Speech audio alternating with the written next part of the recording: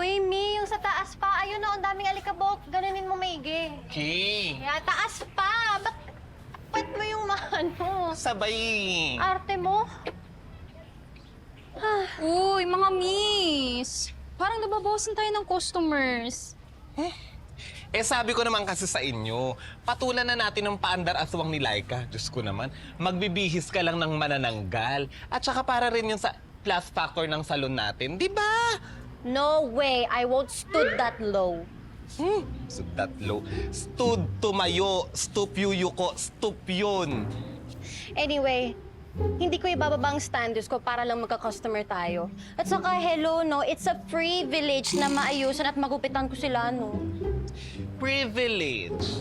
But anyway, you're getting closer. Gumagaling ka na. I know, right? Kaya bilisan nyo dyan. Mukhang uulan na. Oo na nga. Let's go. Ayun! Ayun ang aswang! Talunin natin ang aswang!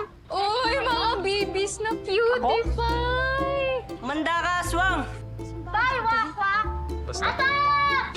Hoy, kids! Kaya ba? Tumigil kayo itong mga batang to! Stop! Tama na! Ay! Kids, tama na yan! Stop! Ay! Hoy, teka lang! Hoy, mga bata! Hoy! Ay! Kids, tumigil nga kayo! Hindi! Tama na! Aswang yan! Nakita ko yan sa Facebook ko! Ubus na ang bawang! Meron ako dito holen! Holen! Tama na! Di aswang si Ate Laika nyo. Hindi totoo yung viral picture. Maniniwala ba tayo? Si Teacher Miko yan eh! Totoo ang sinasabi ko. Tao tong si Ate Laika nyo. Oo, tawa ko. Tingnan nyo, nasugatan ako dahil sa inyo. Kung monster ako, hindi ako magkakaganito, di ba? Oo, sige! Maniniwala na kami sa'yo! Teka, mag-sorry muna kayo kay Ate Laika nyo. Sorry po! Tara na! Doon tayo! Alis! Hoy, Batman! Kilala ko nanay mo! Tara na nga.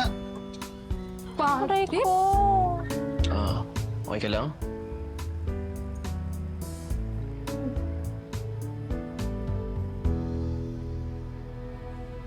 Okay na.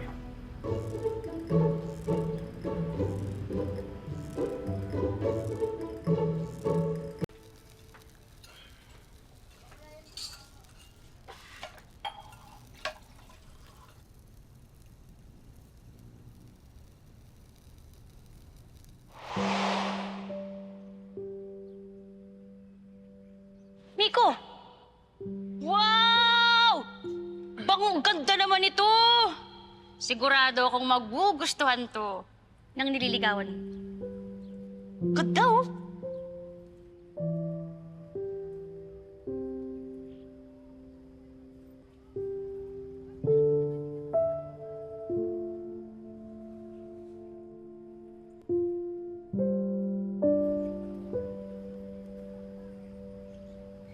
Alam kong kailangan mo ng bike, kaya dinala ko to. Pahiram ko sa'yo. Sigurado ka? Oh, bilis! Test drive mo na! Seryoso ka, ah? Hawa mo, ah! Adjust na natin yung upuan mo. Tingin! Ayos ba? Ayun! Oo. Diba? Ba't nga lagi mo ko tinutulungan? Huwag mo na palang sagutin. Alam ko na yung sagot dun sa tanong ko. Alam mo bakit? Oo naman. Obvious na obvious ka, sir.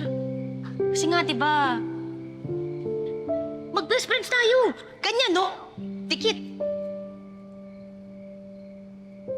Magkasama sina Wes at Princess? Opo.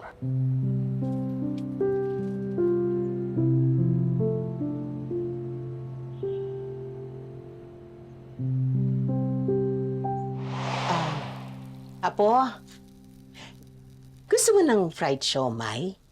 Yung lulunurin natin siya sa maraming sili. Di ba gusto mo ng maanghaw na sausawan? Sipula. Salamat po. Ay, aray ko. Ano ba yan? Parang ang lakas naman. Napalakas yata ang apoy. La, ako na nga po. Ako, ayan, nasunog tuloy, Apo. Ako, ewan ko ba? Ang tagal-tagal ko nang nagluluto ng siomay. Hanggang ngayon, hindi ko alam yung tamang timing kung kailan ko ibabagsak yung siomay sa kumukulong mantika. Pero ganun yata talaga, dapat subok ko ng subok para malaman mo yung tamang timing. La, kung palaging mali, baka dapat di na lang gawin. Okay naman tong steam siomai nyo. Ako naman, Okay. Apo. Huwag yun na po prituin para di kayo mapasok.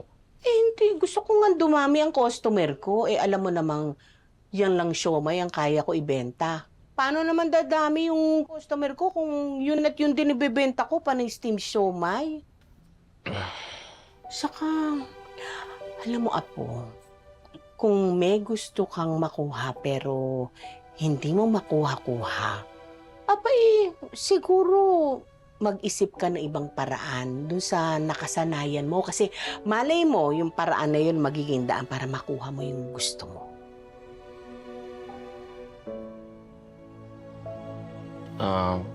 Siomai pa rin pong pinag-usapan natin, Lola.